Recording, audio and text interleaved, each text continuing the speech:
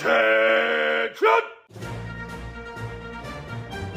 Welcome to the Film Mages Podcast, where the popcorn is our ammunition, the couch is our foxhole, and the cinema is our place of worship.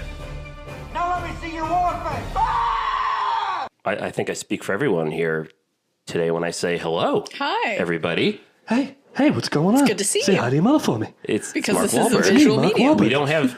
We don't have Zach Harris on the Hey, show. how's it going? I thought I'd pop in today, talk about Kubo and the 2 strings. It's enough strings for me. Well, you just opened with it. Yeah. Usually we kind of I run things a little different around here. It's me, Yeah, Mark Wahlberg. I literally don't even know what's going on.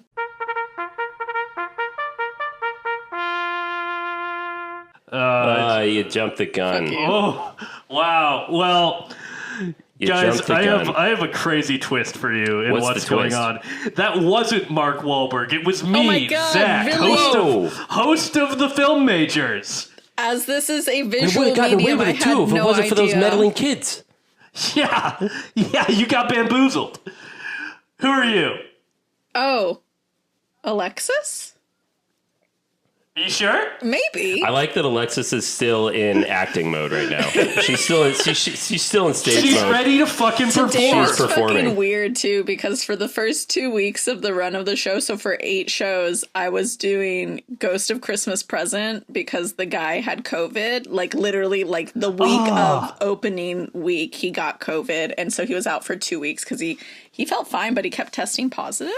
So I've been doing that instead of ensemble, and then today I had to be back in the ensemble, and I was like, feels weird not being the ghost. Don't like it. You're a star now. Yeah. It's like all about Eve. Yeah, That's what's happening right now. exactly. Yeah, you gotta take it. You gotta You take can that fucker out. Take them out.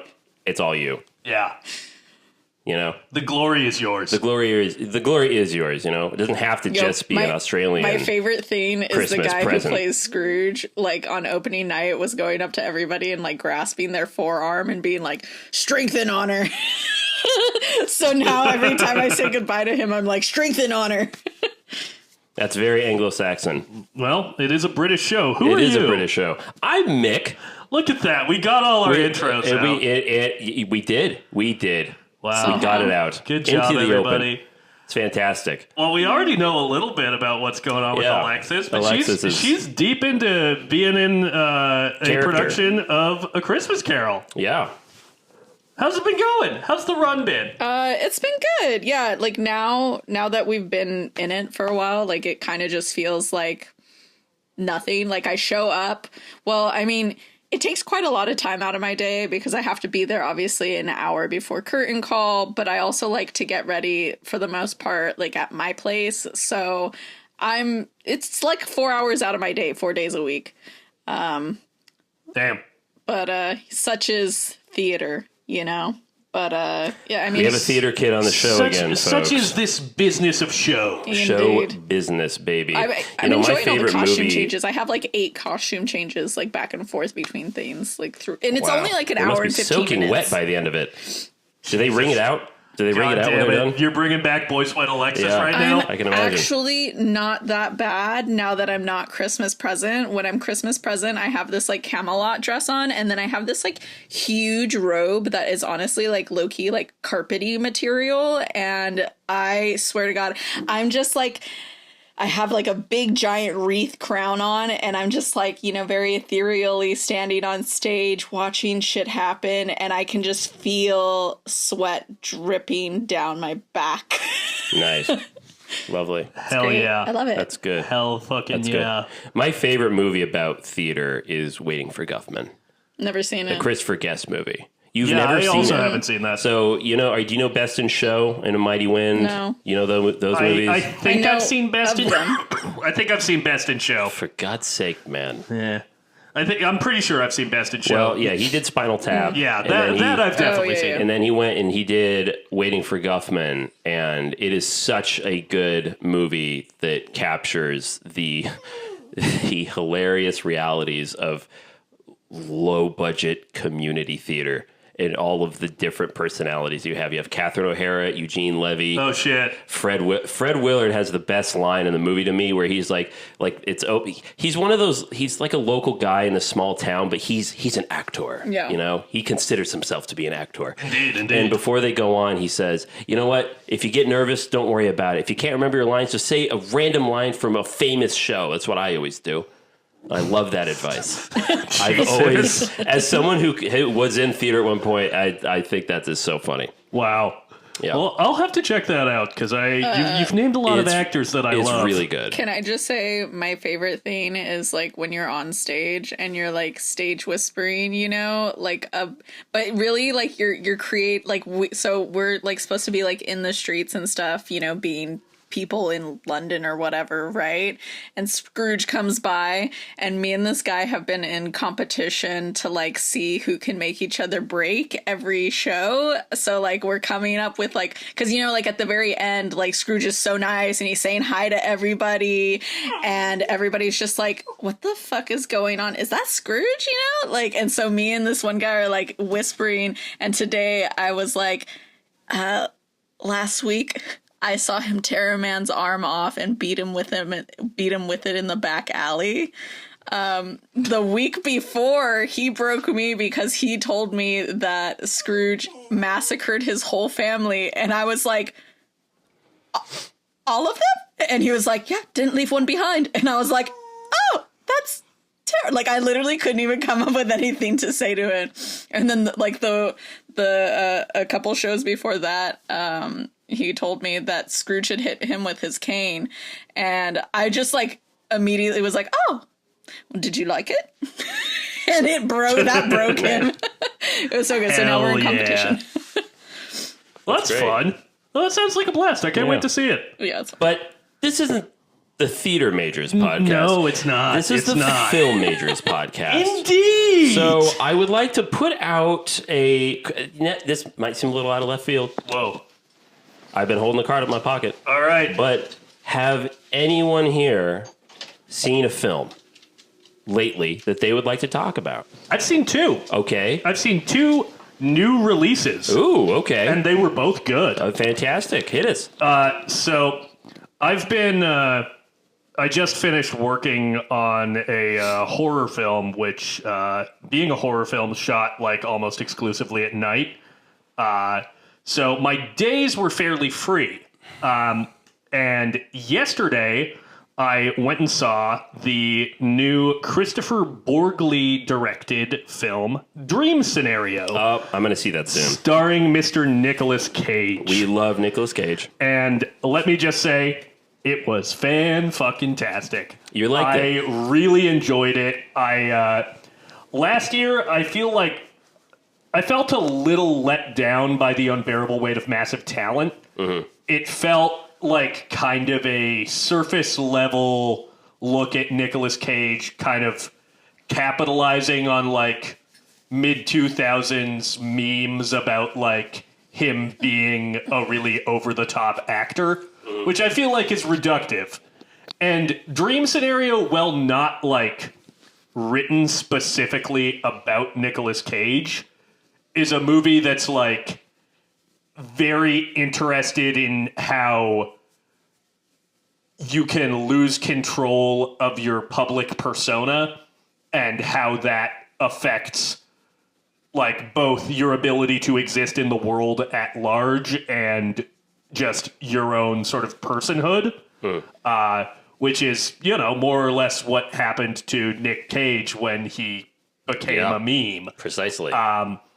And I found it really, really fascinating. He's great in the movie. It's a very specific performance, but it's not, you know, the thing that people tend to associate Nick Cage with in terms of like being loud and bombastic. He's very kind of like meek and a little weaselly in this movie. Yeah, the impression I got from the trailers, he reminds me of Adam Sandler from Punch Drunk Love. That isn't a bad comparison. It's not one-to-one, but like in terms of being an actor who often goes big, playing someone a little more reserved. I think that's a fair comparison. Also, just a killer fucking supporting cast. Michael Cera, Kate Berlant, Tim Meadows. Just really, really fun. I enjoyed it a lot. I'm excited to see it. It sounds like this could be the first good Nicolas Cage movie to come out in a while. I had high hopes for Renfield. Thank you. And did you see Pig? I liked Pig. I didn't love it. I might have to revisit it because I know a lot of people like Pig and saying this is, a great Nicolas Cage performance, great Nicolas Cage movie. I agree it was a good performance, but the movie didn't capture me. But everything about Dream Scenario that I've heard and read makes me very excited. I liked Dream Scenario more than Pig. I thought it was very funny. Mm-hmm. It has one of the most well-executed fart jokes I've seen in quite some time. We love fart. Alexis, do we love fart jokes? I love fart jokes personally. Yes, we do. I make them all the time. Doesn't. Exactly. But the other film that I saw today was Anatomy of a Fall. Oh, you saw I'm that? so excited. How was it? Anatomy of a Fall is one of the best movies I've seen in years. Wow. Really? It is the only movie that I feel like, for me, contends with Nope for best of the decade. No shit. I thought it was just a fucking immaculately made movie. Is it Swedish? It's French. Oh, it's French. A lot of the movie is in English for plot reasons, which become apparent fairly early. But yeah, I thought that it's just an incredible script. It's like very, very Hitchcock. Nice. It's like if you wrapped a Hitchcock movie, family drama, and like a courtroom thriller all into one. Hell yeah. It packs a fucking whopper of an emotional punch, and I gotta say, I know that a few episodes ago I was like, who's gonna be fucking competition for Lily Gladstone for Best Actress? Mm-hmm. Sandra fucking Huller is incredible in this movie. It is just a mesmerizing performance. I really don't want to say much more about the movie because I want you guys to go into this blind, but run to go see it. I will, because it'll be leaving theaters soon. I'm sure it will. It's a foreign film, so it even probably sooner. I'll put that at the top of my list. Yeah, if it is playing near you, go see it as fast as you can. You will not regret it. So the hype is real. Yes, very, cool. very much so. Nice. Nice. I sobbed in the theater. Was it 4.5, 5? That's a 5-star film. You gave it 5. That's a 5-star film. Wow. Crazy. I really feel that's the first of the year, right? That is the first film I've given 5 stars this year. Well, except for Possession. It's the first new release. It's new release. Yeah. That gets 5 stars. Yes. Wow. So I guess this is definitely going to be in your top 10 then, right?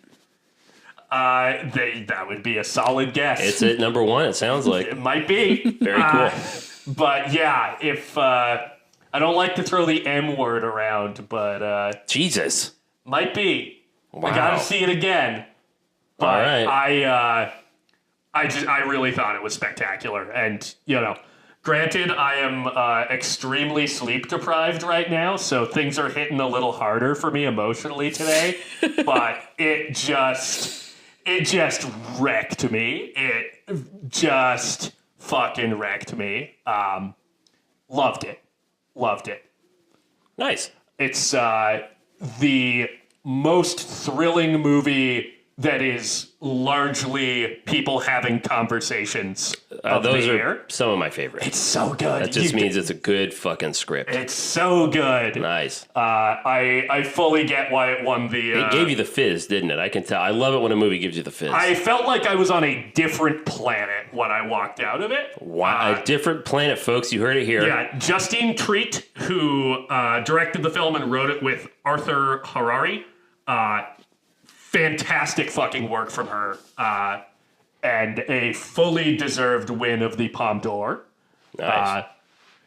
I really hope that this movie gets remembered come awards time. Nice. Hell yeah.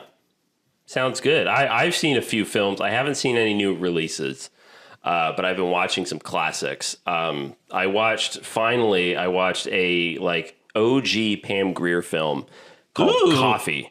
It's a blaxploitation film from 1973. Pam Grier. Yeah, it's really, really good. Directed by Jack Hill. And it honestly, one of my main takeaways is it has a very young Sid Haig in it. Oh, wow. Oh, wow. Who plays... Alexis, your boy. That's my man. He's like this... He's from Fresno. He's this Mexican goon that's like this... He's funny and he's fair, but he's an absolute bastard. Absolute fucking bastard. And he's very good at it. And he's also like kind of good looking. Yeah. He's kind of a handsome dude when he was young. Way to go, Sid. Yeah, he had this whole suit thing going on. It was a good look for him. Pam Grier is fantastic. I've never seen her young, really, in any of her like movies that she's famous for. And yeah, it was absolutely wonderful. A great LA film. Excellent. God, it's so good. You're saying all these things that's so good that it's kind of late at night and, you know. And the doors are locked. Yeah, well, and Quinn's busy. Exactly. He's at home with the wife and the kid. Exactly. Because he would be just chomping at the bit It's so to weird. weigh in. I feel like we haven't heard from him in a while. It's so weird that he has a kid. Hey, listen. Quentin Tarantino's a dad. He's a family idea if man. he had He's a child. family man. Literally, He's my a- first question was like, he has a kid? He has a son. Yeah, call him Peter Griffin because he's a family guy. Quint Jr. And then I watched. I have to say, I'm very, very excited, and I do fear I'm letting myself get too excited, overhype myself, as they say, for Napoleon. I'm very excited. I'm stoked. Because I've been watching some historical epics that I've been kind of meaning to watch. So I watched. I told you about this. I watched Cromwell, about Oliver Cromwell, Oliver Cromwell. and that is from 1970. Starring Richard Harris and Alec Guinness Richard as the Harris. king. Richard Harris. My uncle. So here's what's interesting is the movie did not get good reviews.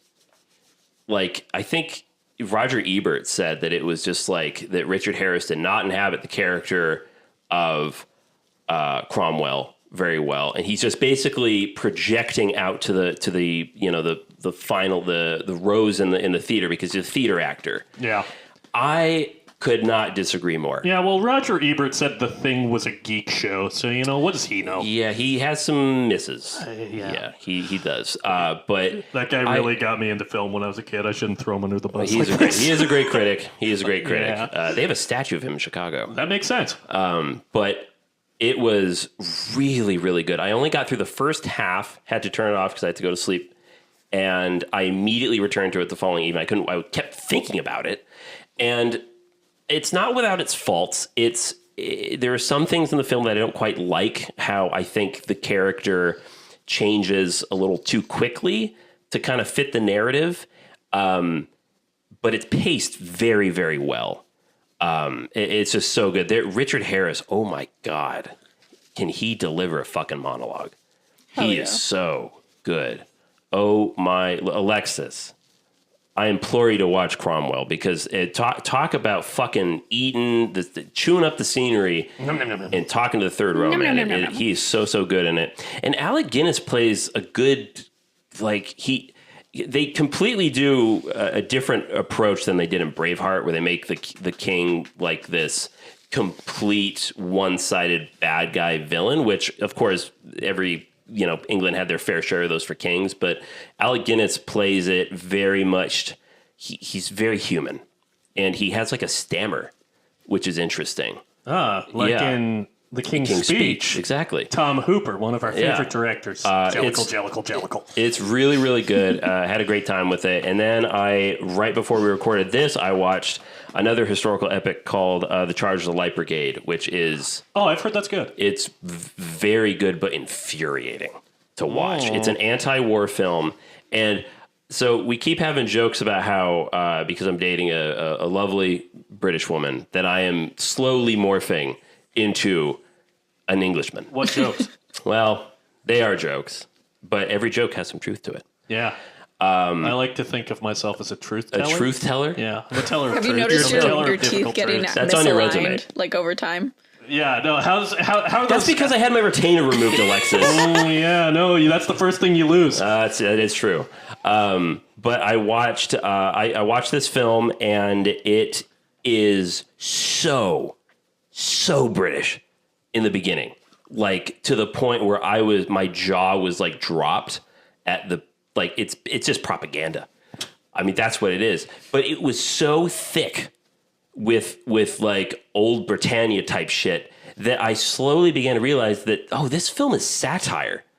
This movie is satirizing itself, and it is actually mocking the British officers, because the whole point of the movie, the charge of the Light Brigade, was when the English were fighting the Russians in Crimea, and they got completely decimated. By Jove! They got wiped out. So you know that's where it's going. And it just, the whole movie, the reason I called it's infuriating is because you're watching these officers and generals be complete fucking numbskulls the whole movie. Like, they're complete morons. And it's a good critique of how the upper ranks of any military quite often are just complete snobby bastards that have no business being there. And they're all there for the glory. They're all there for how they perceived. There's even a scene where one of the officers is saying, like, you know, I'm not going to perform a great deed if no one sees it. Or what's the point? I'm not doing anything great on the battlefield unless people are watching.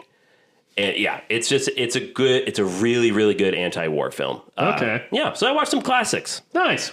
Lovely. Well, we might be talking about a director of some classics starring some British actors later.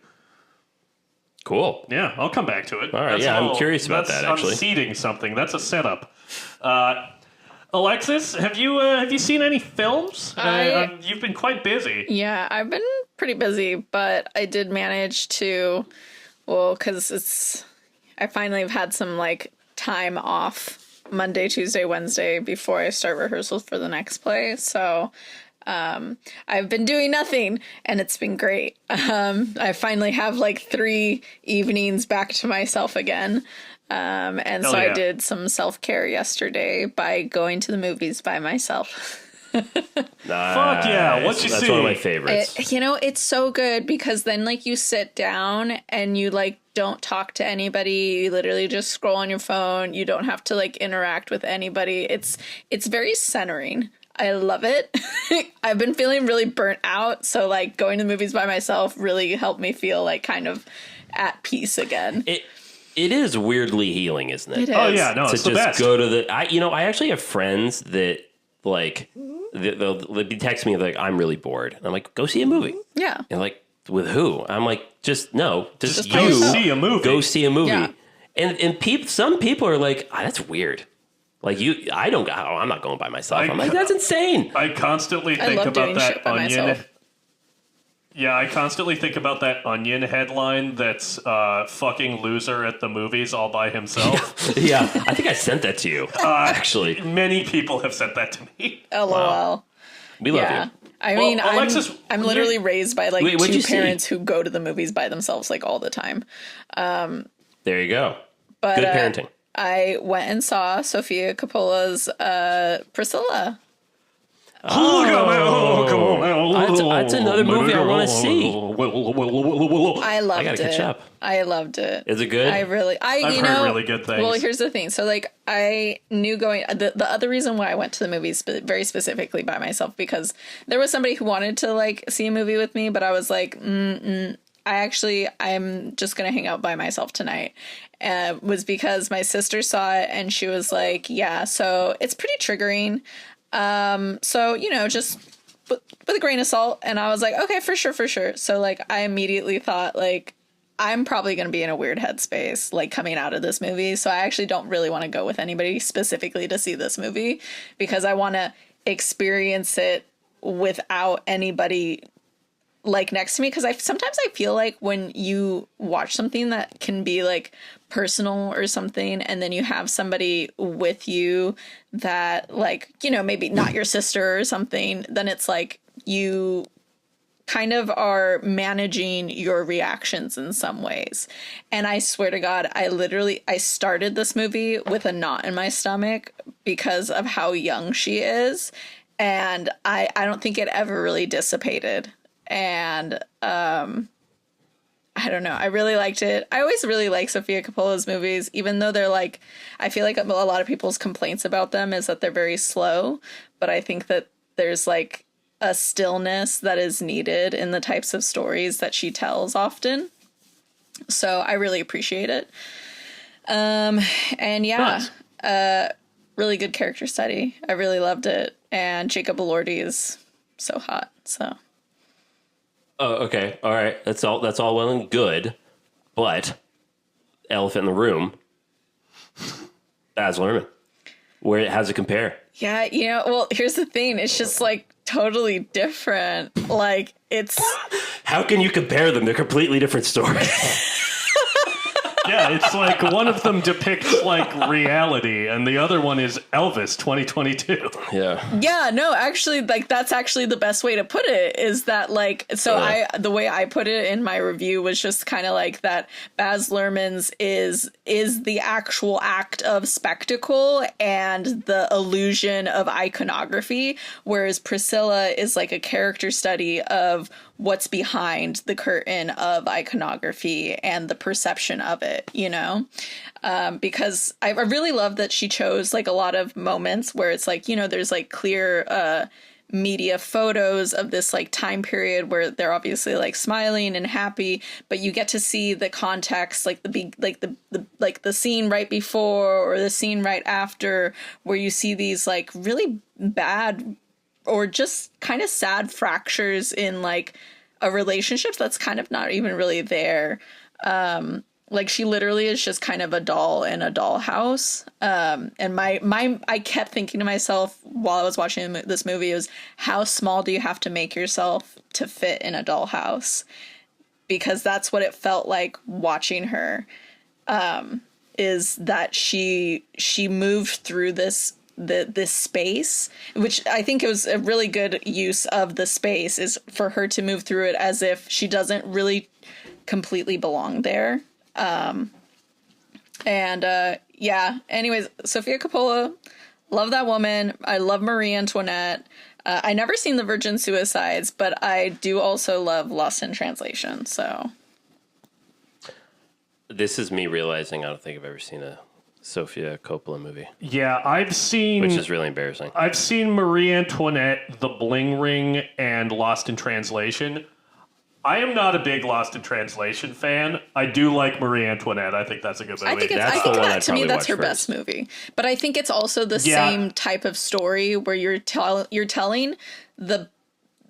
doing a character study of somebody who has been perceived a certain way in like media, whether that's like centuries of history or like like 50 years of like, photos or something, So, and she really likes looking into the lives of lonely people who are not quite understood. Because like even her very first movie, The Virgin Suicides, I believe it's kind of told partly from the perspective of these young boys who are in love with this like group of girls. And, how can young boys truly ever really know a group of teenage girls? Like they don't really know what's going on in their mind and shit. It's kind of the same thing with Marie Antoinette and Priscilla, where it's like there's so much that we don't really understand about them and probably never will in a certain way. And we get to see this kind of like we get to pretend like we're sneaking a peek into their life. And it's really interesting. Nice. Excellent. So there are good movies coming out. I was about right to now. say, here's the fucking moral of this episode. It's Thanksgiving, or it will be close to Thanksgiving when this episode comes out. Go to the movies. Go to the movies. When you got some time off. There's a lot of good movies out right now. Going to go see The Hunger Games this weekend, and I'm so fucking stoked.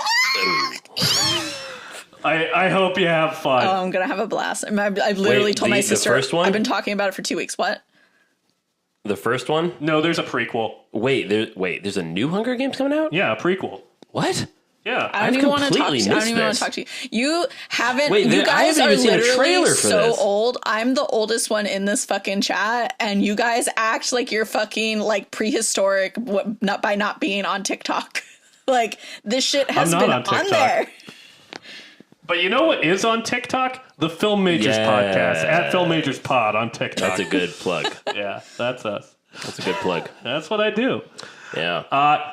Well, I will. Speaking of our social media, I'll also be posting Alexis's review of Priscilla on there sometime this week. So, again, Film Majors Pod on Instagram. Check it out. And be honest, Click it. I did cry. I teared up a couple times, and then I did cry at the end. Like I literally left the theater before the credits finished because I was like, I need to just go to my car and like have a little tear and sing the. Like play the Dolly Parton song that plays at the end. And then I went home and I wrote, and I was like, I love it when a movie actually makes me feel like I should write what it is that I'm feeling right now.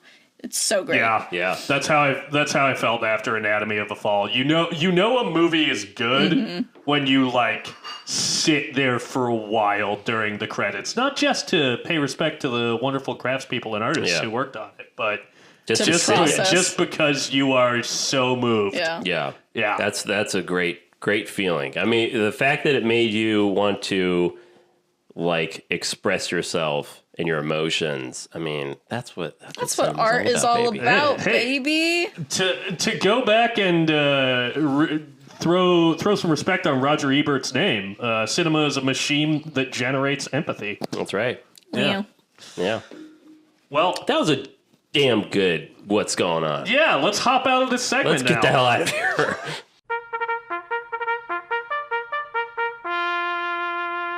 And let's hop into our big topic.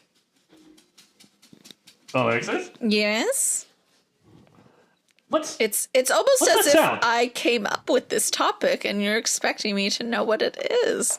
Which is I am, but but the other sound. I'm also wondering what that sound is off in the distance. Can you hear that? Oh my god, what is that? What is that? Oh my god, it's so loud.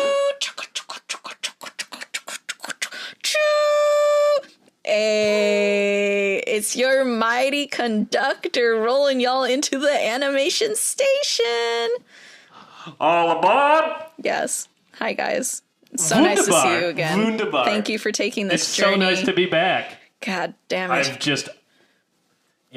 I've been enjoying rolling down these tracks, seeing where this train takes us. I wish I wasn't so fucking busy. Otherwise, I'd be watching every fucking animated movie under the sun right now. Yeah, I think one of these nights soon I'm going to try to watch Castle in the Sky because our new roommate, Jacornbean, has been haranguing me about watching Castle in the Sky. Because it's really fucking I've never good. seen that. Ugh. I'm sure it is. I was actually, before we uncultured. did this, I was actually watching the new season of Demon Slayer. There's a new one I didn't know about. Oh, I gotta say. the Swordsmith arc or is there a new one? It's season 4, whatever season 4 is. I don't know the name of it. Then when they're But it's nice to be at back. the Swordsmith village. Yes. Didn't you just say you just started watching it?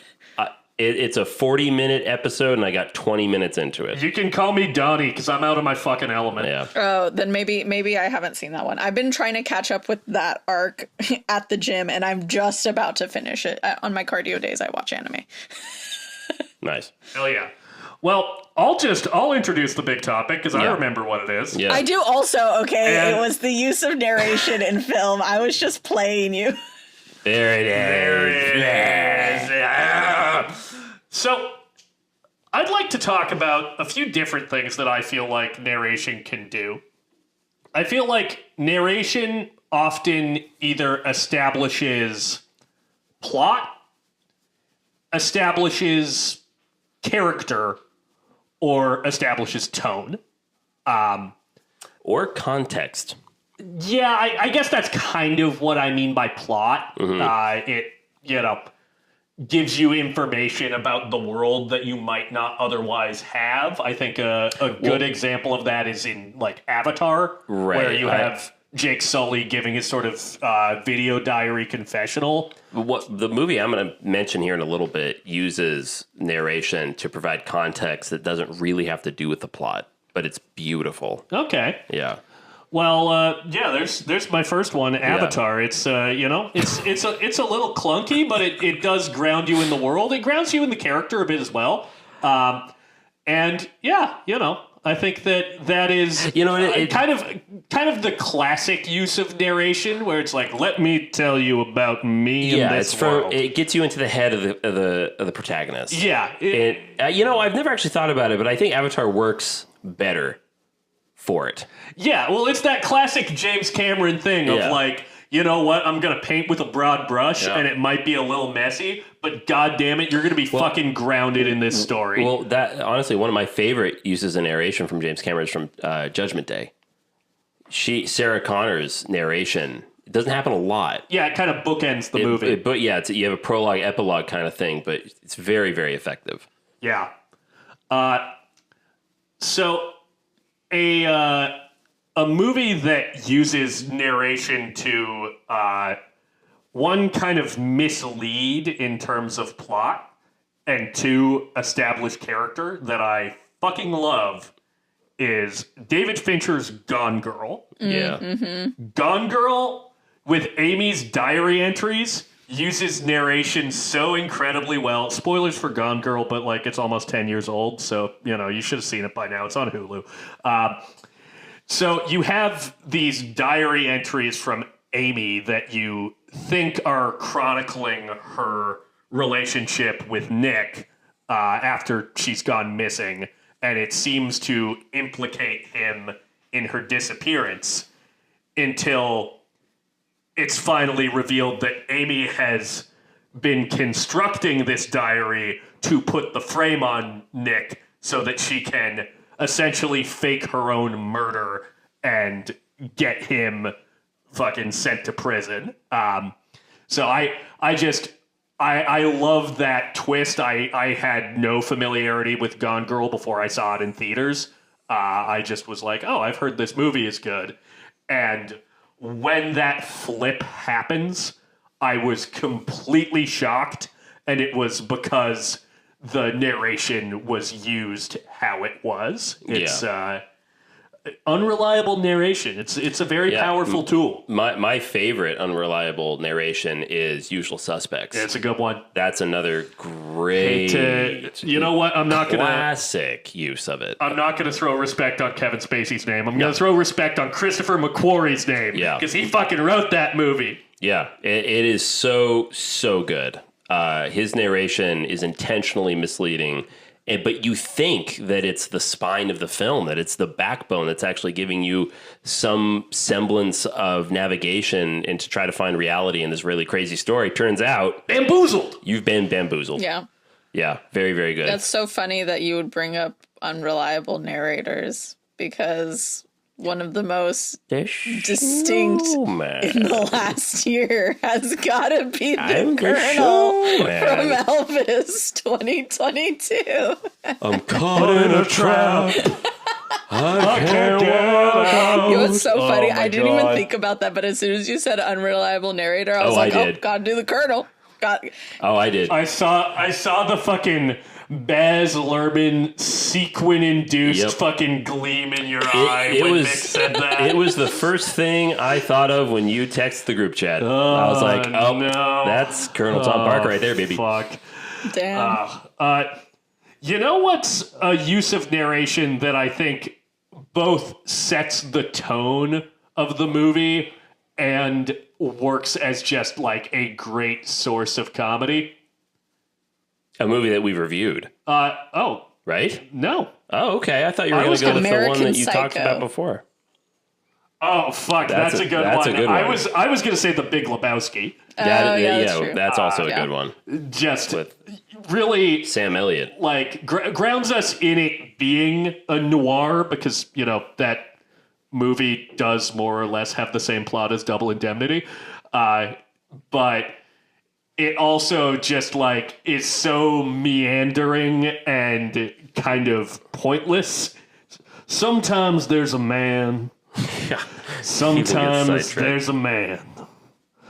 Well, you'll see. Yeah, it's so good. Oh, heck. Well, I forgot what I was saying. Do you remember watching the movie Secretary with the original Mr. Yes. Gray? Well, Yes. I think, most of the beginning of that movie, she spends doing narration about like where she's been. Like it gives you the context of like how the movie starts. Basically, she just got out of like kind of like low-key a mental institution, and like her mom's Right. like hella worried about her and like hid all the fucking knives in the house and like all this shit, and then but it kind of also it really clues you into like, okay, sure, she just got up like a mental institution, but also she's definitely like very childlike, and to see her get a job and then to see her get into these like adult situations like pretty soon after is a very interesting spin on that narration. I think it gives you a taste of her inner world, so that you like understand her as a character and why it's kind of important for her to have this like sexual awakening in a way. Yeah. No, yeah, that's a really good movie. It is. I've got to see all of that. I started It's so that a good. while back and was just like exhausted, but I really loved what I saw. I need to go back It has to my that movie. baby I have James a- Spader in it. Yes. James, Well, we're a pro James is he Spader baby? podcast. I don't know if he's baby I in think that. he's daddy. He is daddy. Yeah, I think he's in Daddy. I would say Papa. Sex Life's videotape, that's Baby Spader. I would say Secretary is Daddy Spader. Papa. Which is what? They were probably shot like within like a 3-year span, maybe. Not that much changed.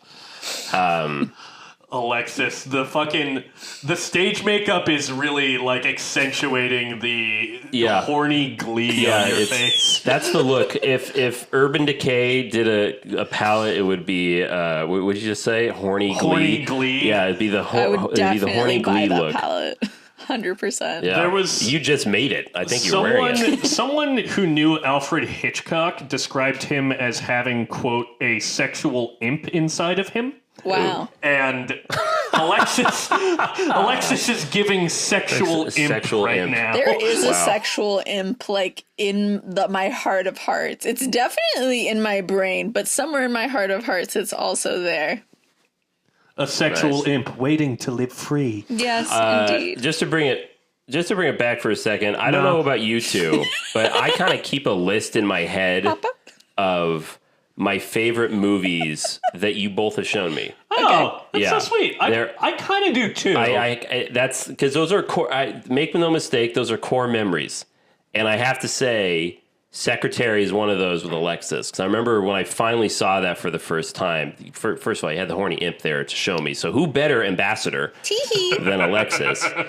But no, it's such a good movie, and yeah, fuck, man, James Spader. Wow. He's okay. Wait. That moment where like she's on the couch and he's talking to her, and then he goes, "You're," and he's like kind of reaching for her, and then reaches back. He goes, "You're wound so tight," like almost like he kind of almost wants to like. He wants to touch her, but he's almost afraid that, Unwind like, her. oh, if I do, like, something's gonna shatter, or almost like he's afraid to touch her. It is a very interesting introduction to this, like, new dynamic that they're going to end up having, is for him to be like, oh, it's like he's so tempted by the idea of her being so closed off to the world. He opens her up to it. Yeah. Yeah, I gotta Very check good. that movie out. Another favorite use of narration from me, is something I alluded to a few moments ago, is Alfonso Cuarón's Y tu mamá también. Hell yeah. That has, honestly, when I think of narration, that has one of my favorite uses, because this is what I mean, where it provided context, but didn't actually have anything really to do with the plot. But I would say It does reveal character. it reveals character, but I would put it more into tone. Yeah. If I had to classify it with what you put forth, I would put it in tone, just because it really it really gives into kind of the theme of that story of it's just sort of pessimistic. It's a bit nihilist. Contextualizes the era, like the time period. The era, yes. And the attitude, really. A really interesting thing about the narration in that movie that I feel like we don't get a ton of is that's an objective narrator. We never get a character attached to that narration. Right. And I feel like in all of our other examples we've listed, we have. The narrator is someone we see or the other characters know. Yeah. Yeah. So kind of a gag involving narration, and like it's diegetic within the scene, so I don't know if it really counts, but it does kind of play like a character narrating their own life. Is the beginning and end of John Carpenter's Big Trouble in Little China. You have Jack Burton kind of telling his own story into the radio. Just being like, on a dark and stormy night, old Jack Burton's gonna tell you what the hell. What a great performance. Yeah, like he is was kind born for that. And it sets up the gag that this is a man who is convinced that he is the main character of life. And let me be clear, when you watch it, this is Kurt Russell. When he is convinced that he's the main character of life, I, the audience member, I'm convinced that he is the main character of life. That's why it's such a good gag. Because of just how confident and heroic an action man hero he is. But then as the movie goes on, he doesn't do anything. No. He's a bumbler. No. Yeah. He's a bungler. He's a bumbler and a bungler. But I think the reason that I wanted to bring up Big Trouble in Little China is that that's a character who's telling his own story. And the film we are talking about today is very much concerned with storytelling and taking control of your own narrative. Yeah. How's that for a fucking segue? That's a good segue. Call me Paul Blarge, Le Mans Concierge. Incredible work. Because I'm on a I applaud you. Thank you. I will go to my grave and I will never You once can call you be that. You're gonna. Never once. an honourary conductor on the animation station train. I'll shovel some coal into the engine. But yeah. The furnace. You put coal into the furnace. Thank you, Mick. The film we were talking about today. You know, for all of your train lore needs, we have Mick Munyai on the pod. That's right. Nicholas Mungy. Alexis, I thank you for the correct pronunciation of my name, by the way. Not a lot of people know that. Yeah, Mick Munyai. Munyai. Munyai. Munyai. Munyai. It's a wolf looks up into the moon and goes, yay! We're talking about Kubo and the Two Strings. Kubo. In 2017, Universal Studios announced The Dark Universe, an ambitious project that would see all of their classic movie monsters come together like some kind of horror Avengers. Only one movie was ever made, which bombed so hard they canceled the entire franchise. But what if they hadn't? On our podcast, Are You Afraid of the Dark Universe, we imagine the connected horror universe that never was. Every week, one of us pitches the other on the next movie in the universe until we grow to Marvel proportions and beyond. So far, we've tackled Frankenstein, the Wolfman, Dr. Jekyll and Mr. Hyde, and many more, and we're just getting started. Follow along on your favorite podcast app and ask yourself the question, are you afraid of the dark universe?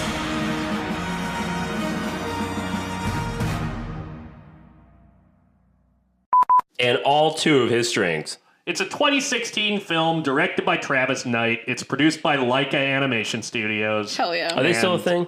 Yes, they are. are. He is working on a new film.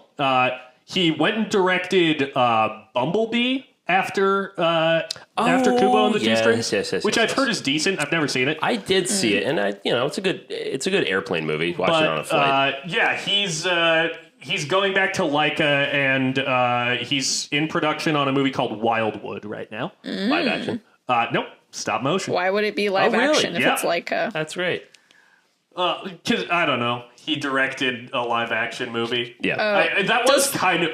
Does I feel Laika like do live action movies? I didn't. I was referring to Travis Knight's new film. Yeah, but he runs Laika. Right. So this is a new Laika yes. Travis Knight film. Isn't he the son of somebody like... he's a Nepo baby, right? Yes, I'm going to provide some Leica context before we get into the movie. Good. I love this story. As an Oregon boy, I've got to get into it because Leica, if you don't know, is an animation studio that makes stop motion films. They made Coraline, they made the Box Trolls, they made Paranorman, and they made our film today, Kubo and the Two Strings. And it is run by Travis Knight, who is the son of Phil Knight, the founder of Nike. I didn't know that. Yep. No shit. Yes, he is the son of Phil Knight. Gross. He used to. Well, it's kind of weird because because cool. it's like because he's so dedicated to his craft that he kind of didn't care. Like it's like one instance of like somebody having a bunch of money and kind of not caring about making a bottom line, so they just did something they loved.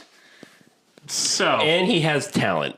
Yes, he has talent to back it up. That's so here's the thing. Here's the history of Leica Studios, and all credit to Blank Check because they did a episode on Coraline where I got a good chunk of this information. Mm-hmm. So Leica used to be Vinton Studios. It was run by Will Vinton, who was the guy who created the California Raisins. He was a kind of legendary stop motion animator. He directed the first feature-length stop-motion film, which is The Adventures of Mark Twain, which... Have either of you seen that? I have not seen it. That movie is... bizarre and cursed. Yeah, nightmare fuel. I watched it when I was a kid. I've never forgotten it. Wow. Yeah, same. But yeah, Will Vinton, legendary man in the stop-motion field, and his studio was kind of going under. Travis Knight, who was initially a rapper by the name of Chili T. What? Yep, he had a rap No career. shit. Yeah, he was Chili T. Go look him up. Like Chewbacca, but Chewy T. God. I thought this was a good story. It's like good and it isn't. So Travis Knight he's an intern at Vinton Studios, and he goes to his dad, Phil Knight, and he's like, look, if this studio goes under, which it kind of was, then stop motion as an art form in the United States is dead. There's nowhere else that is consistently producing stop motion films at this time. And they have the craftsmen there that can do it. Yeah, if your name is not Tim Burton. Right. Yeah. So... Because Phil Tippett had already kind of like... he was probably in his house working on Mad God. Right. Because he worked on that movie for like 20 years. Right.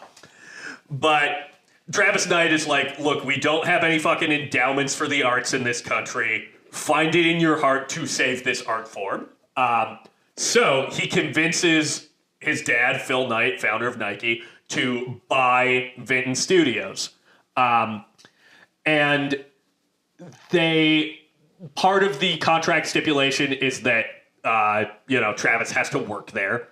And after a few years, Will Vinton kind of gets ousted from the company, and Travis Knight gets installed as the guy who runs Leica. This all feels very BlackBerry. It does. The troubling thing is that, like, on the one hand, fucked up that Will Vinton got forced out of his own studio, but also the studio was failing. Right. Yeah. So you can kind of see the need for a change in leadership, but then it's like, oh, okay, he's installed his fucking...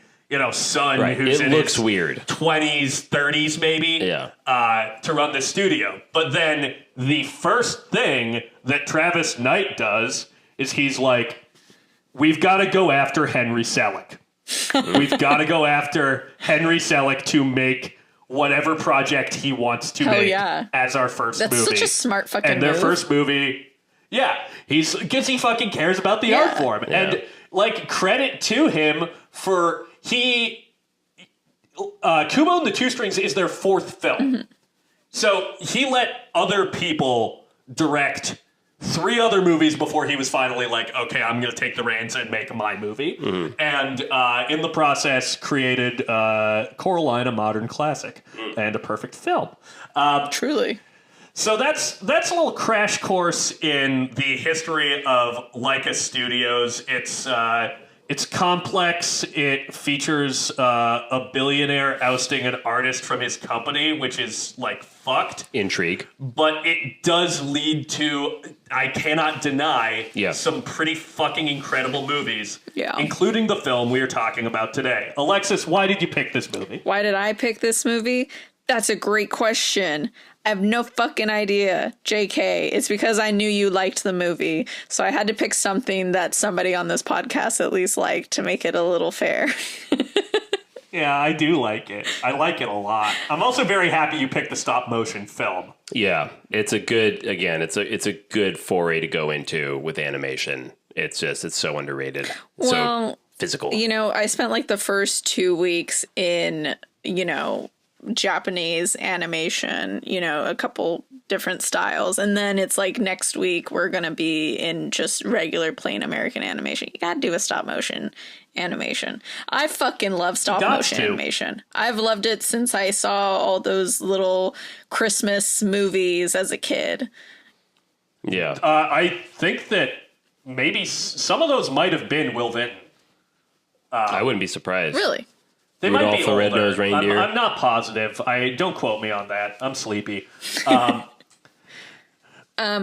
yeah, I've loved stop motion. Yeah. Stop motion was low key my first foray into filmmaking. I went to same. a stop motion camp. That's dope. dope. Cute. Yeah. The first official movie or video I ever made was stop motion in middle school. Claymation guy gets run over by a car. Hell yeah. Hell yeah. Yeah. I grew up watching stop motion too. Did either of you watch Gumby growing up? My Yeah. mom loved Gumby as a child. I grew up watching Gumby. That's a class of you have fucking Wallace and Gromit too. I was not a Wallace and Hell Gromit fucking girl, yeah. though. But I did love Chicken Run. Really? Chicken Run is a great one. I've never seen Chicken Run. Chicken Run It's a is literally fantastic the satire of The Great Escape. but with chickens and stop motion. Yeah. It's so good. Fuck yeah. That's all you And it need has to know. Mel Gibson in it, so you'll like that. Don't throw me in as a fucking Mel Gibson defender. I'm not. Fuck that guy. I'm just saying. I knew you'd like it. Oh my god. Alexis, what did you think of Kubo and the Two Strings? Also, we should probably read the description. It's Yeah. What's Google have to say? Zach, do you want to read it? Sure. Give me 2 seconds, and I have got it. Young Kubo's peaceful existence comes crashing down when he accidentally summons a vengeful spirit from the past. Now on the run, Kubo joins forces with Monkey and Beetle to unlock a secret legacy. Armed with a magical instrument, Kubo must battle the Moon King and other gods and monsters to save his family and solve the mystery of his fallen father, the greatest samurai warrior the world has ever known. Well, they like half watched it. There's some context that's not in there. Yeah, I think that's a good description, It's though. decent. It's okay. Yeah, it gives you the flavor. I'll give that to you, Yeah. Google. What was your question, Zach? Oh, well, what What'd did you think? What did you think I of the love movie, this Alexis? movie. Should I just say what my relationship is with it? Yes. So the first time I ever watched this movie was with my nephew, who this movie came out back in 2016. I didn't see it in theaters, but I did see it the following year when it like came out, like, on like Amazon Prime or whatever. And I think maybe it was on Netflix. I can't remember. But my nephew was only 2 years old at the time. And this is right at the age that children start to be able to watch movies and to enjoy them. And there is always like a couple of movies that they get stuck on. And so one of them was Moana. And then this was another one that we watched a handful of times together. And there's just something very pure about watching like a little kid really start to enjoy movies, for the first time. Hell yeah. And to like experience that with them is very special for me. And I love movies that are about family. and dysfunctional family, lost family, found family, all those different types of dynamics. And so I really love this movie. Of course, I love stop motion. I love the music. I love the outro song. The outro song's so good. A really good cover. Oh yeah, I'll get to it later. So my relationship with this film is, unlike most of America, including Alexis, I did see this movie in theaters. I went and saw it. This movie got its fucking lunch eaten by Sausage Party. It came out at a similar time, which I also did see in theaters 3 times because I was smoking weed. Wow. There you go. But Seth Rogen approved. Yeah, I loved this movie. I saw it a couple of times. I brought some friends to see it my second time because I was like, you've got to see this fucking thing. It rules. And I don't think I loved it as much on this rewatch. I love this movie. I think it is just like an incredible adventure movie. Travis Knight described it as he wanted to make a stop-motion David Lean film. Interesting. Yeah, just like a big, sweeping epic. Wow. And I think that this movie really does succeed in feeling epic in scale and scope. Nick, what's your relationship? I also saw this in theaters when it came out. Wow. I saw the trailer for it and really, really liked the look of it. I loved that they had While My Guitar Gently Weeps by George Harrison in the trailer. It was an awesome thing, and saw it in theaters, and I really, really liked it. I remember thinking that is a beautiful, beautiful film. Looks great, really solid story. But I think, going to be, you kind of slightly felt this, but I might be odd man out here. I like Kubo and the Two Strings. I don't love Kubo and the Two Strings. And the reason for that is I really can't point at a flaw because there really isn't one. It is a perfect, I find that animated films are a really good representation of a perfect story structure. Yeah, this movie, you could teach the hero's journey with using Kubo and the Two Strings. Yeah. So there's no fat on the bone. That's about this film. But it kind of hit me a little bit as slightly unremarkable on a rewatch. Just because it did feel kind of formulaic a little bit, because I really liked it the first time I saw it. But I had since kind of forgotten a little bit of the story elements. But as the movie was going on, I was just spotting them left and right. Like, oh, that's going to be this, and there it is. That's going to be that, there it is. And it's beautiful, and I'm satisfied. I'm not angry that the story goes that way. But it didn't blow me away. But I really, really, really, really did enjoy the animation. It also made me have a really kind of profound respect for quality films for children, or a family movie. Yeah. I think we'd all agree that Kubo is a family film. When they're done well, they are crucial because this movie, like so many other really good animated films, teaches and preaches that love conquers, love wins, love sets you free, not hate.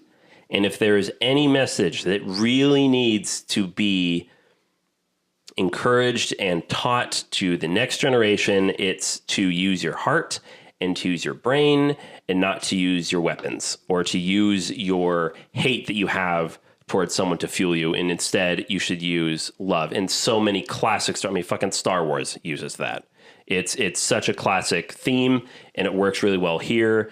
But there is one thing I can point out that's a major flaw of this film. It is the song While My Guitar Gently Weeps. As I'm rewatching it, I kept fucking waiting for the song to come in to have the movie just have this great scene to this, because there's so many times Kubo, to tell a story, starts playing his guitar, and I kept waiting, like, oh, is this it? Is this it? Is he going to play While My Guitar? You wanted him to play While My Guitar I did. Gently Just Weeps? because I you mess didn't up want the that mood at all. of the movie. No, because for some reason, I remembered him playing it when I first saw it, but it was a false memory that I had. Okay. Interesting question for you guys. Mm-hmm.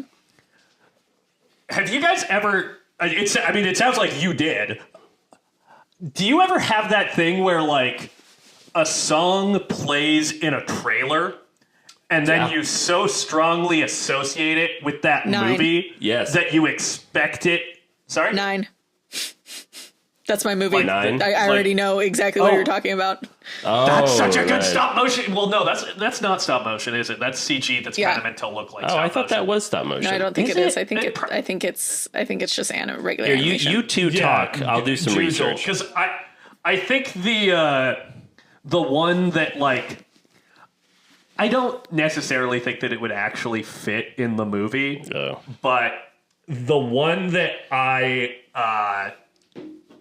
think about this with is The Wolf of Wall Street and Black Skinhead, the Kanye song that plays in the trailer for Wolf of Wall Street. I just like in my brain, I'm like, okay, that's in there. Like that's the Wolf of Wall Street song. It's not, and like that's. I guess that's kind of what a great trailer can do. Yeah, no, here's the thing. I do also really like the movie 9, but the trailer is 100 times cooler than the movie purely because they used Coheed and Cambria's Welcome Home, and that song fucking I love that rules. song. That whole fucking That's such album a is good just like song. incredible, but that song with like the cuts that they used from the movie was just so fucking iconic. I could watch that trailer over and over and over again, and it was on like I understand because the mood of the movie was just like there wasn't any room for music like that, but like I was very disappointed that that song wasn't in the movie like at all because the trailer was so fucking cool. Yeah. This is really making me want to rewatch 9. I haven't seen that movie in a lot of years. Unfortunately, favorites. it is CGI. It's not stop motion. I took one look at a picture. I was like, oh, that's I really definitely did like CGI. that movie though because like it was so dystopian in like a really believable way of like, oh, we all just fucked each other up and now the earth is unlivable, you know? Like It's a good super that makes sense. Yeah, it's a good, like, scary movie for kids. And it there did aren't scare enough me, of. okay? And I'm not Oh, yeah, always me too. easily scared. That shit creeped the fuck out of me. There's like this one moment where like one of the characters, like you think that it's the character, but actually that something's like sliding through and it's like the character being snaked with something else. yeah, it's like the character's skin being puppeteered. Yes. Oh my God, that creeped me the fuck out. I think because like there was no light in the eyes. Yeah. Okay, so this is a good spot to pivot back to Kubo and the Two Strings. I want to commend this movie, and I mean to an even greater extent Coraline, for having some genuinely like creepy moments for kids in it. Yeah. Particularly the introduction of The sisters. The the sisters. Yeah, Rooney Mara. Yes, is like so legit creepy. That's straight on horror film. Great voice work from Rooney Mara. Yeah. Their and masks the are shot. Yeah, the shot of the one sister like floating out from behind the other one is so good. I feel like we should maybe get into the plot a little bit. Just, a little more summary. So essentially this whole movie, Kubo's mother is played by Charlize Theron. Yeah. Was like She some had- sort of a deity. Yeah, like a deity or something. Yeah, her father is the Moon King, who is like a sky god. Yeah. And she comes down to Earth to try to kill this samurai who's becoming too powerful. And instead they fall in love. She has a child with him, Kubo, who then the Moon King steals his eye, and her and Kubo have to go into hiding. Kubo can never go out under the night sky, but then one night he does, Yeah. and is then being pursued by his mother's two evil sisters who are working for the Moon King. And he goes on a lovely adventure. He meets a man who's like a big bug who turns out to be his dad. It's Turns good out stuff. to be Matthew McConaughey. Turns Do I out to have be Matthew eyelids? McConaughey. That's my favorite line in the whole movie. Is just that moment where he's like, da da da eyelids. do I have eyelids? That shit makes me giggle every time I don't. It's got to be because it's Matthew McConaughey, but I also just really love the line. Yeah. It's weird casting, and it works. It does. It's a bit of a gamble, but it actually totally works. So here's a McConaughey related question. Okay. Is this the last movie in the McConaissance? I don't know what would have come after. Was this after or before Wolf of Wall Street? I mean, it's This a very is small 3 years thing. after. Oh, Because wow. I would say that the McConaissance, in terms of like Matthew McConaughey being a respected Mud. actor who's getting a lot of work, I think it starts with The Lincoln Lawyer. Yeah. That's the 2012? first time I remember Or 2006? him getting buzz. That's 2011. Oh, really? Yeah, Mud is 2012. So in 2011, he's in The Lincoln Lawyer, Bernie, and Killer Joe. In 2012, he's in Mud and Magic Mike. 2013, Dallas Buyers Club and The Wolf of Wall Street. 2014, he's in Interstellar. 2015, he's in some movie called The Sea of Trees, but I think that's the year that he's in True Detective. Oh, right. I'm pretty sure. Yeah. Maybe that's 2013. But yeah, 2016 is Kubo and the Two Strings, and then 2017 it all comes crashing down with The Dark Tower. So The Dark Tower. it was a Stephen King adaptation. He was was in it in with that? Idris Elba. Yeah, it bombed. It wow. bombed. Yeah, I remember the trailer for that. Yeah. But I think that this is kind of the cherry on top of the McConaissance, because he's very good in this movie. He is He funny. is very good. very yeah. funny. He brings a He's lot very of warm presence. heart and like genuine like amusement to this movie. Yeah. And then the One of my relationship favorite between bits- him and Monkey is really fun. Yes. One of my favorite bits is where they're fishing and he shoots. He has Kubo shoot a fish, and then it just dies and floats to the bottom of the ocean. The monkey's like, "What the heck?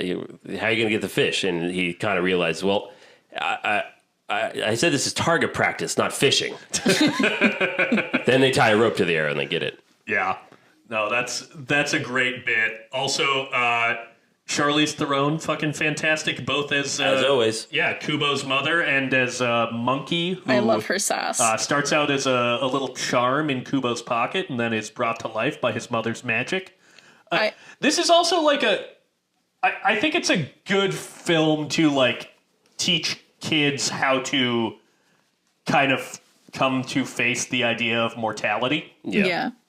Because this is a movie about like becoming an adult and contending with the death of your parents, which a lot of children's films I feel like grapple with those A themes. surprising amount. Yeah, but I think this one does it very well. The moment where Kubo uses his magical guitar to bring the spirits of his village's ancestors Yeah. back to life to defeat the Moon King is very moving and very good. The score just fucking whips in this movie. It whips. The music he's playing is so good. The really beautiful songs that he plays. Yeah. I was gonna say there's quite a lot of like Pixar movies where they like kill off a character so that you can like feel the pain of loss or whatever.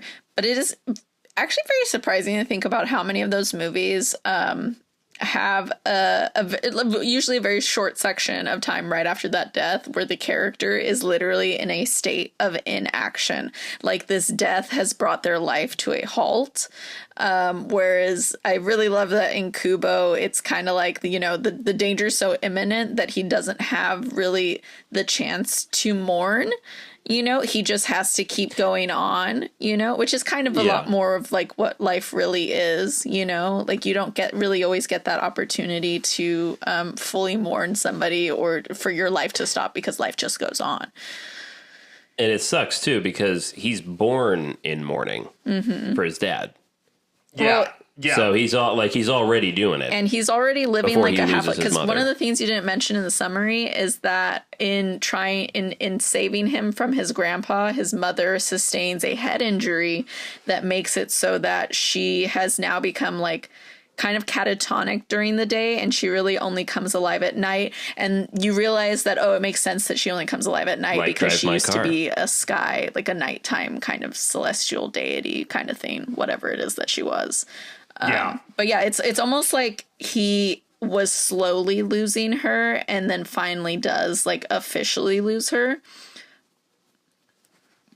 But also, like, it's, I don't know, I think very, very moving that the way Kubo connects with his mother during that section and, like, ultimately kind of triumphs at the end is through storytelling. Like, that's, when we meet Kubo, he's a storyteller in this little village.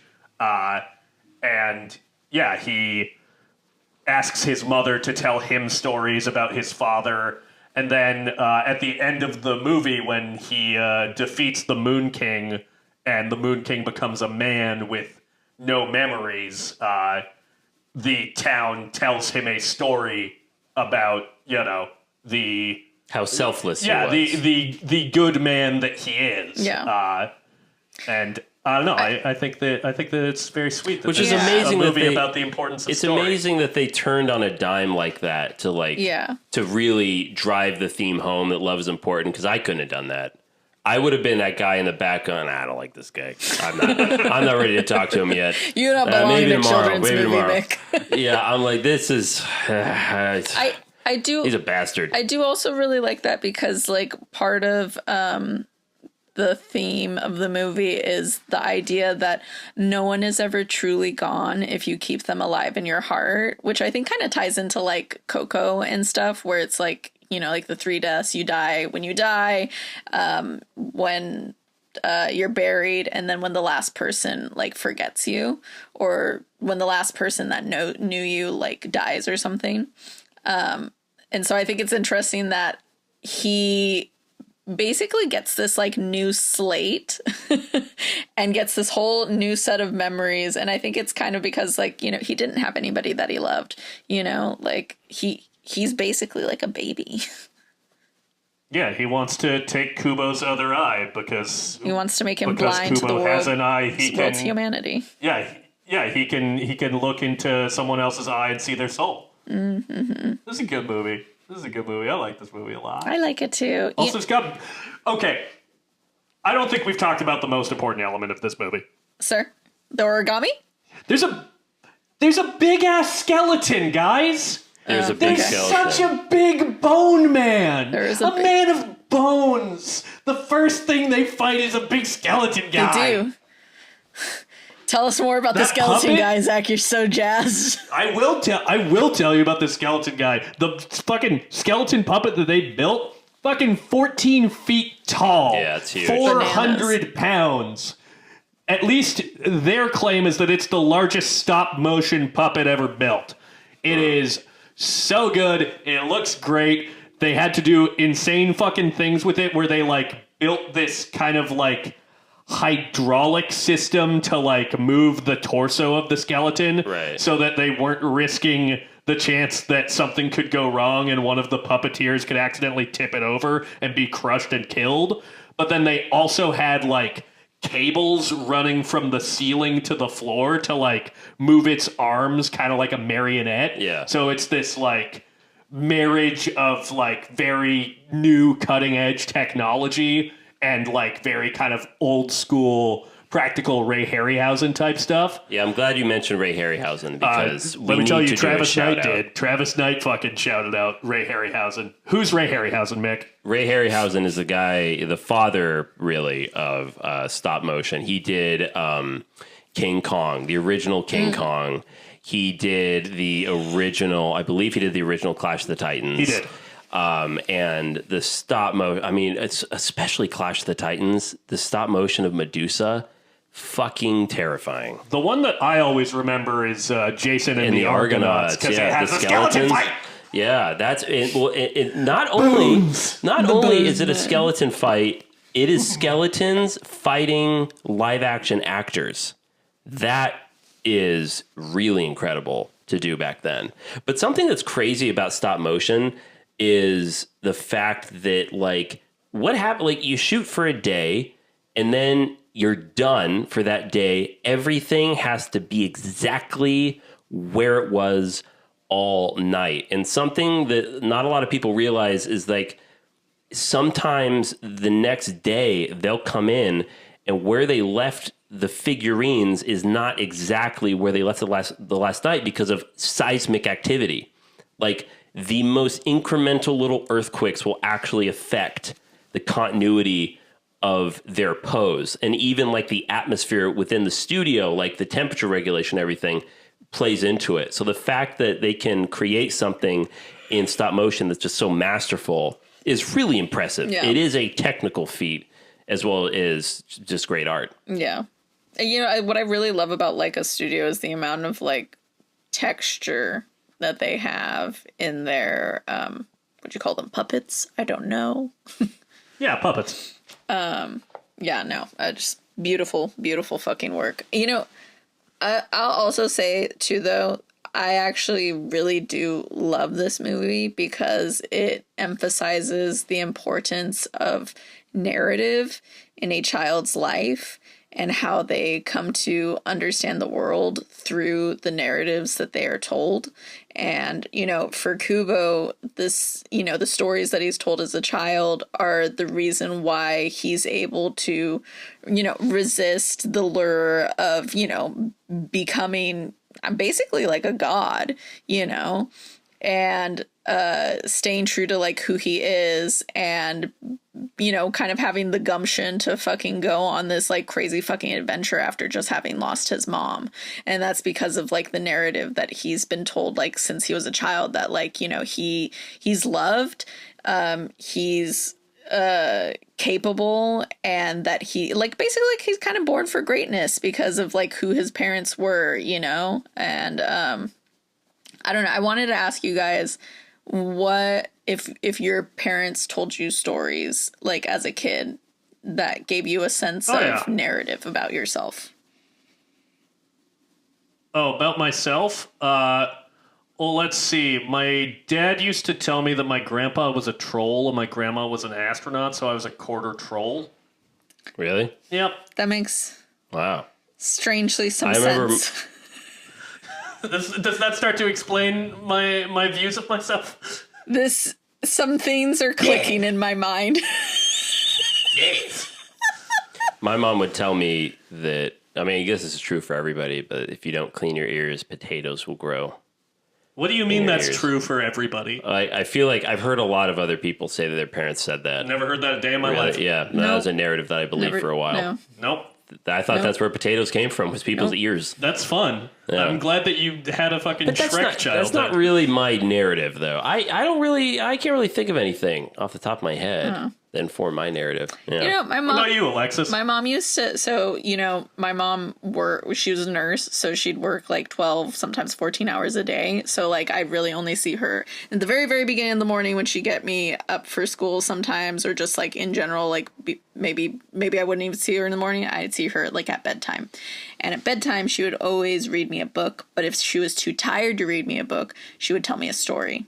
And my favorite story was the story of me being born. And I'd be like, tell me the story about me. Tell me the story about me. And this is like I'm literally like under the age of 5. Like, I remember this happening a lot when I was like 3 to 5 years old. And it was like blah, blah, blah, hospital, like, and there was a mommy and daddy, love each other very much, and blah, blah, blah. And then there was a baby, and her name was Alexis, and she had beautiful brown hair and beautiful brown eyes, and they took her home, and, you know, like, they loved her or whatever, you know. But I loved hearing this fucking story. But it's crazy because, like, I grew up loving my hair and loving my eyes, even though I definitely grew up with like a lot of like kids that I, you know, blonde, blue-eyed and stuff, you know, going to like Catholic school with like some more rich kids or whatever. Hitler Youths. But I was never jealous of them because in my head, I thought, no, but my eyes are beautiful and my hair is beautiful, even if it's just brown. And my mom told me that because when she was growing up, she felt like, because her hair was brown, like she wasn't as pretty. So for her, it was really important for me to like get that kind of in my head. And for the longest time, I didn't even like want to like cut my hair or dye my hair because I really thought that like my hair was really pretty, you know? And so I think I was really, really grateful for that narrative of something to like come back to as even as an adult, of something like whatever relationship we have had or have now, that was always something beautiful that we had together, you know? Well, that's a sweet Yeah, story. that's very wholesome. Wow. Yeah. I'm a My wholesome parents kind of never built me person. up like that. Is that why you're the best adjusted of all of us? Yeah. See, I didn't need my parents' help. I was completely confident. That's Well, fucked up. I wish I could say the gorgeous same. Boy. Gorgeous boy. Gorgeous. I'm a gorgeous boy. Who's that gorgeous? I really had to reflect back on that story many a times. I am beautiful, right? I remember my parents would tell me the story of me being born was not as we have very different parents. It was not sweet. It was just about my dad being a goof.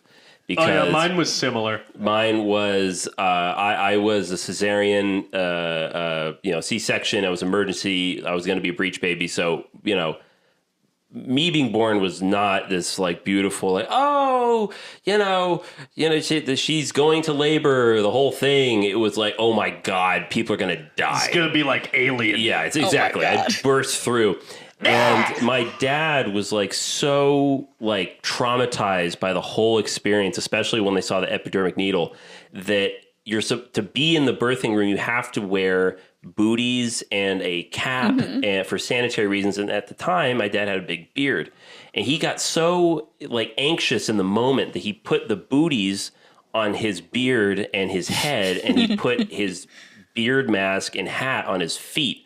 So when he walked in, all the nurses just started laughing at him. And so my mom describes it that she's going through the most immense pain of her life, and everyone's just laughing around her because of my dad. LOL. Okay. Yeah. You know what? I'll be honest. I have heard the actual, like, even as a kid, I heard the actual story of, like, my birth. My mom has used the phrase, holy hell. I was in holy hell, is the term she uses. Wow. But this was just a story she would tell me before bedtime. It was just, I don't know, it was something that she could tell me in under 5 minutes so that she could get the fuck to bed because she was fucking tired. Right. You know? For sure. Well, that's sweet. Nice.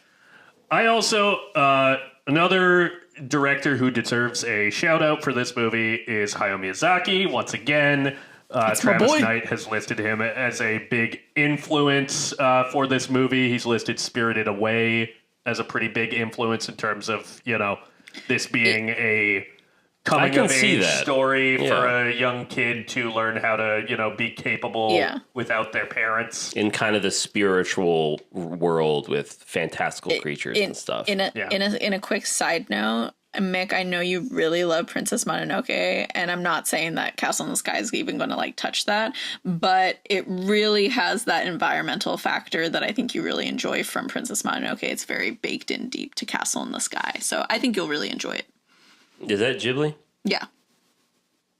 Yeah, I think that's the next big one I have to see. My two favorites are Howl's Moving Castle and Princess Mononoke, and then honorable mention to Pigo Rosso. Porco Rosso. Porco Rosso. Pigo Rosso. Excuse you. Pigo Rosso. Pigo Rosso. That's his unsuccessful cousin. I gotta beef up on my my Ghibli movies before How Do You Live, or The Boy and the Heron comes out. It's coming out soon. Nice. Guys, we got some good movies coming out this year. honestly- We do. Go to the I movies. think I've seen almost everything that Miyazaki's done at this point. I think I have, yeah. I think I'm only like maybe like 1 or 2 movies out of his entire like directorial like list. I think there's only like a handful of the Takahata movies I haven't seen. So of the core Studio Ghibli movies, I've seen almost all of them Nice. because I Very fucking cool. rock. Yeah. Yeah, Kubo is really solid film. Again, when I finished it, it didn't make me contemplate the movie for long periods of time afterwards. I think that's why I'm not giving it like a huge 2 thumbs up, but it's very good for what it does. I have a solid complaint to issue against this movie. Okay. What's your We complaint? reunite this family after learning that, oh shit, this beetle that he's been hanging out with is his dad. Surprise, surprise. All right. Okay. Tell me why this man is supposedly one of the greatest fucking samurai to ever grace this fucking earth. And he's distracted for a moment and then gets stabbed in the back and dies like immediately. I was like, well, that was anticlimactic. I was expecting something else to happen with him. You know, like, oh, we find out he's the dad and then immediately gets stabbed in the back and dies. I was like, okay, I really thought that something else was going to happen there, but that's fine. It does feel a little convenient, but like within the story's world, I'll give them the benefit of the doubt because it's like he's forgotten so much of his ways where I think you could even chalk up the fact that he's kind of forgotten how to be this great warrior. Yeah. He's lost a bit. I don't know, though. He's fucking killing it with those arrows. Yeah, he really did. Like, he literally just, like, he shot, like, 4 arrows in a row, and he got them all dead center. So, like... Also, I feel like every time I go to fucking swat a goddamn mosquito, they have, like, this, like, 20th sense, and I can never fucking get it. So, like, shouldn't, as a bug, he have even better reflexes? I don't know. Something's a little fishy here. Yeah. Or a little beetly. I'll consult with Edwin, our bug man, to ask about the logistics What's a of bug this. scientist called again? Entomologist. Entomologist, a regional entomologist. Yeah. Nice. Well, Kubo and the Two Strings. If you haven't seen it, check it out. It's worth a watch. It's on Pluto TV. It's on Tubi. Hey, Tubi. Hey, Tubi. Hey, Tubi. Call us. Tubi. Give me a call. We keep sliding into their DMs. To be say please. you'll love us so. To be a film major. That's how we'd open with it. Tubi, that's just how we would do that's it. a little taste of the advertising you could be fucking We're very getting. punny, Tubi. Also, I probably inserted this earlier in the show, but check out the new episode of Are You Afraid of the Dark Universe coming out this Sunday. They're friends of the show, past and future guests, and yeah, I'm excited to see what they got. Hell yeah. Slay. So, Alexis, we hate to see it go. Yeah. We love to watch it leave. Our ride is going to be going to its final destination. Yeah, we're about to get to the end of this rail line.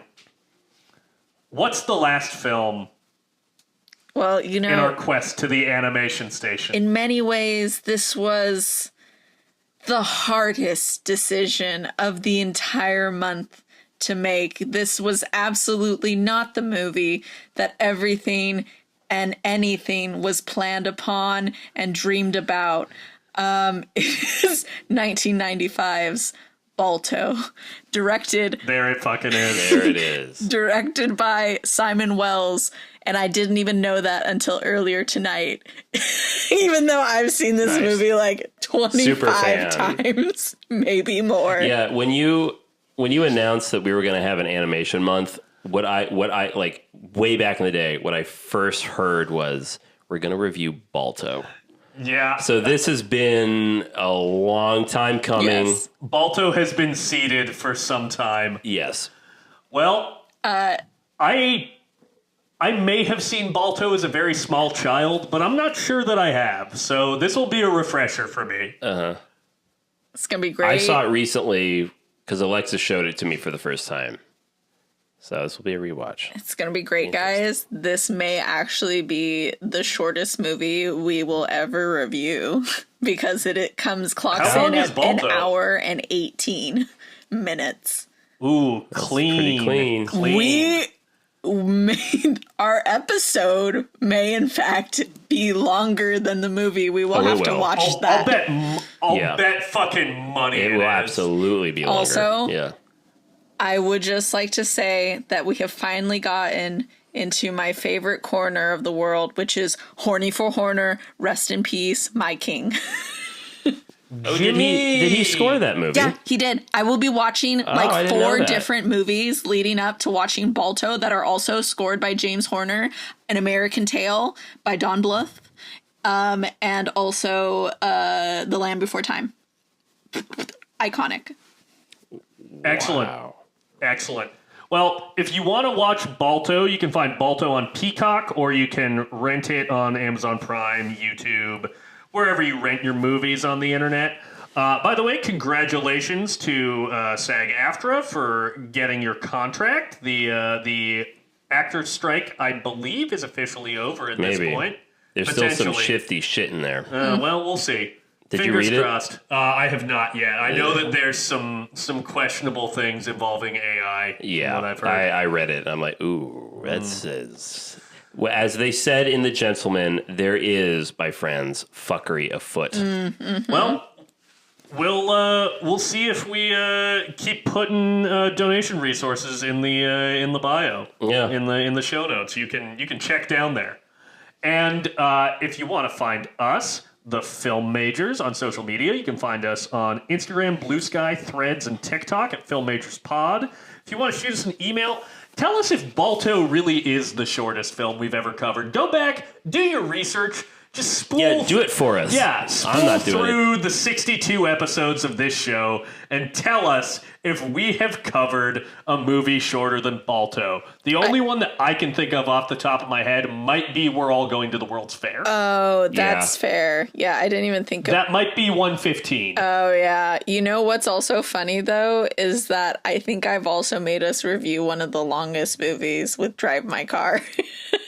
You definitely have. Absolutely. But you know what? Entirely worth it. Talking about favorite movies that we've introduced one another to. Yeah. Drive My Car. Fucking great one. heater. Hell yeah. Well, that's it. That's all she wrote, folks.